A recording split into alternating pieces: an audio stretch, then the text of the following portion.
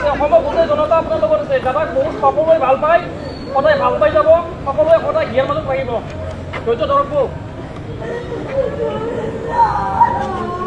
জুবিন দা অমৰ হৈছে অমৰ হওক